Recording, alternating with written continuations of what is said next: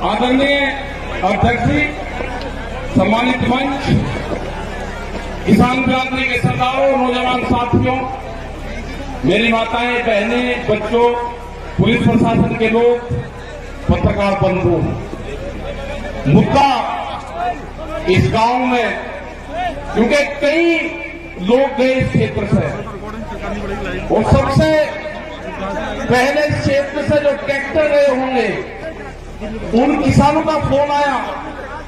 उन्होंने कहा कि कई ट्रैक्टर यहां से है और हम आना चाहते हैं, यहां से पुलिस रास्ते में नहीं आने देती। मतलब ये पहली बार लगा कि इस क्षेत्र से ट्रैक्टर भी आंदोलन में हिस्सा ले रहे थे। ये पूरे देश का मसला है। इसको पहले बांटा गया पंजाब हरियाणा में, फिर इसको बांटा गया उत्तर प्रदेश राजस्थान के कुछ सीमाओं में, फिर इसे कहा कि ये तो सरकार का आंदोलन है, फिर कहा कि एक बिरादरी का आंदोलन है। 8-10 टुकड़ों में इस आंदोलन को बांटने की कोशिश करेंगे। ये नहीं कहा कि आंदोलन किस मुद्दे पे है। सरकार से 12 बार बातचीत हुई, 12 दौर की वार्ता। हमने कहा कि जो 3 काले कानून हैं इनको वापसी ले लो। किसानों से आपने नहीं पूछा।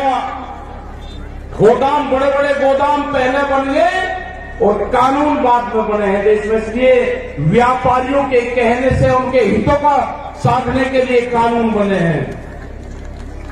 हमने कहा कि एमएसपी में कानून नहीं है। आज भी राजस्थान के बहुत लोग, जब हम भरतपुर से आ रहे थे, ट्रैक्टर ट्रॉलियों में अपने परिवार के साथ नापी के क्षेत्र के लोग जा रहे थे, जाते हुए हमने उनको रोका। उन्होंने कहा कि बाजरा है हमारे पास में, गेहूं है, हम इसको मंडी में बेचने जा रहे हैं। उनसे पूछा कि बाजरे का एमएसपी का रेट क्या है जो भारत सरकार ने तय करा। उन्होंने कहा कि हमको नहीं पता क्या रेट है।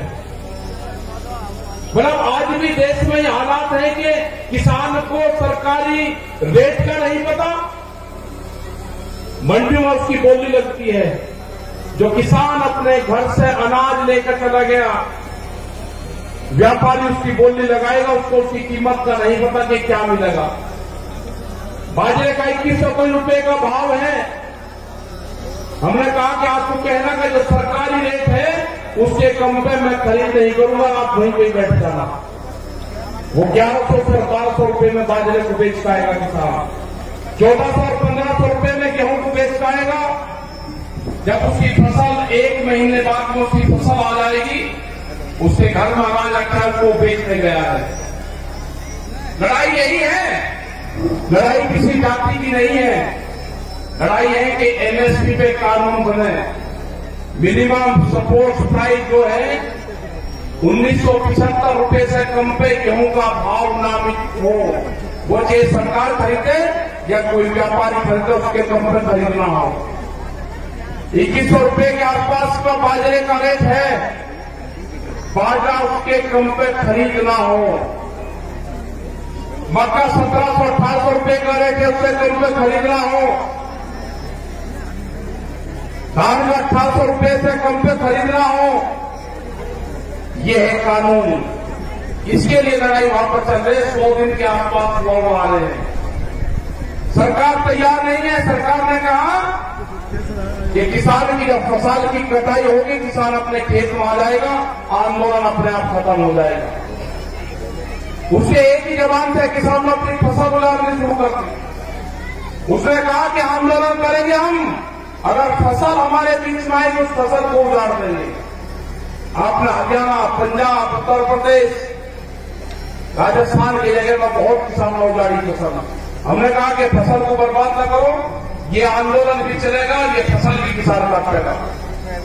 ये आंदोलन कितना लंबा चलेगा ये तो नहीं कह सकते, लेकिन जो 40 लोग हैं, जो कमेटी के लोग हैं 40, उनके पीछे पंचायतें हैं, उनके पीछे सरपंचों का हाथ है, उसके पीछे पूरे हिंदुस्तान के किसान ने आस्था जताई है कि दिल्ली में चलने वाला धरना मेरे फसलों के रेट तय करेगा।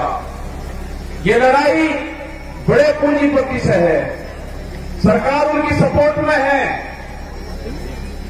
ये लड़ाई वही है जो जमींदारों के खिलाफ होती थी। ये लड़ाई वही है जो राजाओं के खिलाफ होती थी। वो लड़ाई भी अनाज की लड़ाई थी, ये लड़ाई भी अनाज के रेट की लड़ाई है।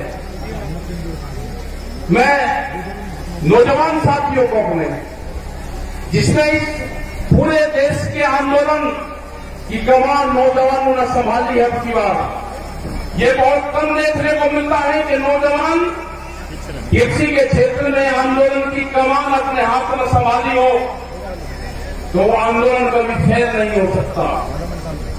वो आंदोलन फेल नहीं होगा कभी भी, क्योंकि जिस तरह से शाहजहांपुर का पूरे दिल्ली के क्षेत्र में यहां का नौजवान निकला है, उसने जाति धर्म सब चीज को भुला के, वोट को भुला के, कि कौन किस क्षेत्र का है, मेरी वहां पे आपस में क्या लड़ाई क्या तकरार है, सबको चीज को भुला के उसने दिल्ली के आंदोलन में शरीक हुआ। जिस तरह से यहां पर लोग इकट्ठा कर रहे हैं पैसा, सरकार कहती है कि धन कहां से आ रहा। इस आंदोलन को गांव का किसान चलाता है, इस आंदोलन को हल चलाने वाला किसान चलाएगा, इस आंदोलन को क्रांति से काम करने वाली हमारी महिलाएं चलाएगी, इस आंदोलन को हाजी और पाजी चलाएगा। ये आंदोलन क्रांति का आंदोलन है, ये आंदोलन फेल नहीं होगा।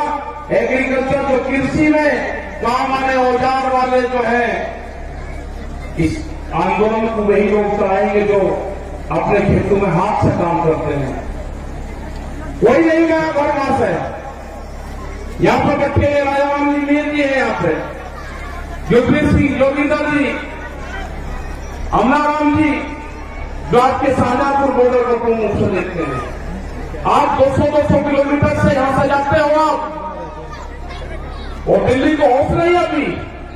कई लाख आदमी दिल्ली के चारों तरफ को है, और दिल्ली फिर कान खोल कर सुन ले, ये ट्रैक्टर भी वही है, ये किसान भी वही है।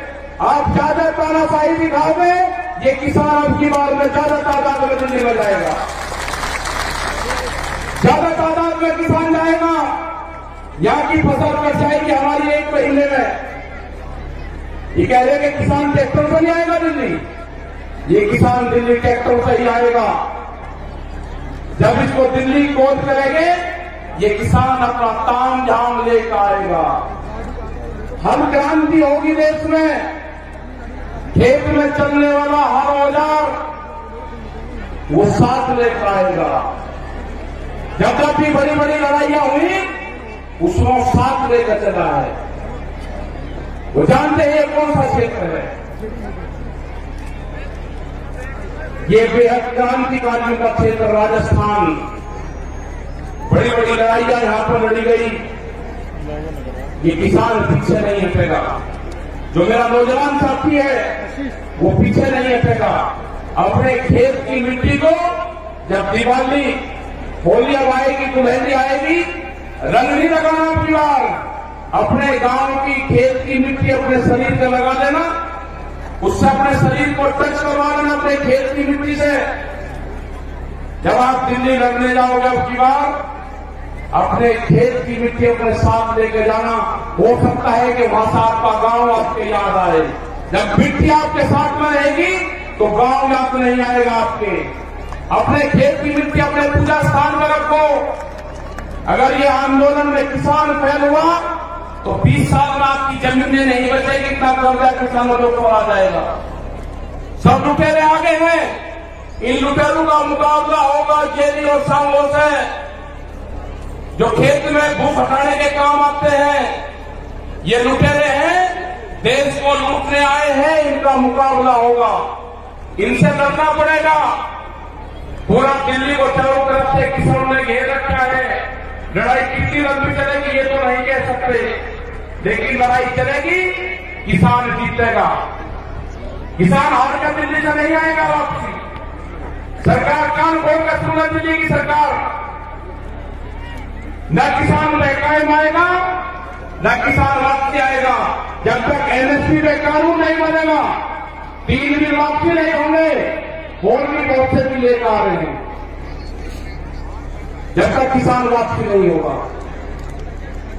जो मेरे बुजुर्ग हैं उनका जिस तरह से साथ मिल रहा है आंदोलन में, उन्हें जिस तरह से नौजवान साथियों कहा कि आप चलो आंदोलनों में, हमारा अध्यक्ष यहां पर बैठते हैं 90 साल से ज्यादा उम्र इनकी है, कह रहे कि आंदोलन लड़ाई लड़ो, आंदोलन करो, दिल्ली चलो।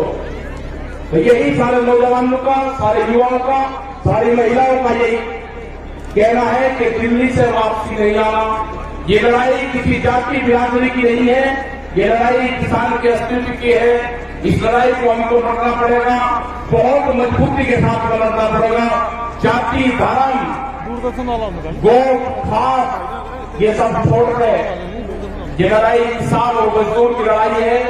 गरीब का अनाज तिजोरी में बंद ना हो, देश में भूख पे व्यापार ना हो, बड़े बड़े गोदाम बन गए, बड़े बड़े ताले लगेंगे, गरीब आदमी को रोटी नसीब नहीं होगी, कीमतें अनाज की उतनी बढ़ेगी। ये लड़ाई है रोटी तिजोरी में बंद ना हो, ये लड़ाई है व्यापारी के चुंगल में अनाज न जाए, ये लड़ाई है किसान को फसलों के दाम मिले। ये लड़ाई जारी रहेगी, आंदोलन हमारे जारी रहेंगे और हम पूरे देश भर में जाएंगे। पूरे देश भर में 24 मार्च तक के प्रोग्राम हमारे लगे हुए हैं अभी। उसके बाद आगे के प्रोग्राम लगेंगे, कह रहे वेस्ट बंगाल में चैलेंजर जाएंगे, आसाम में जाएंगे, वेस्ट बंगाल में जाएंगे, कर्नाटक और तमिलनाडु और महाराष्ट्र में भी जाएंगे। पूरे देश में किसान जाएगा। 40 लोगों की जत्थेबंदी है वो जाएगी, और जब तक भारत सरकार कानूनों को वापसी नहीं लेगी, जब तक एमएसपी पे मिनिमम सपोर्ट प्राइस पे कानून नहीं बनेगा, ये किसान दिल्ली को नहीं छोड़ेंगे। आपने इतनी बड़ी संख्या में यहाँ पे आए, आपका बहुत बहुत धन्यवाद। यहाँ पे जो ये मैदान है, जो कुश्ती मैदान है, भैरव बाबा का मैदान यहाँ पे है, उनको नमन करते हैं। इस पूरे क्षेत्र को, जो पहाड़ी क्षेत्र में यहाँ पर प्रोग्राम लाए के 81 गांव में जो प्रोग्राम किया, आपका धन्यवाद। जय हिंद, जय भारत, जय राजस्थान।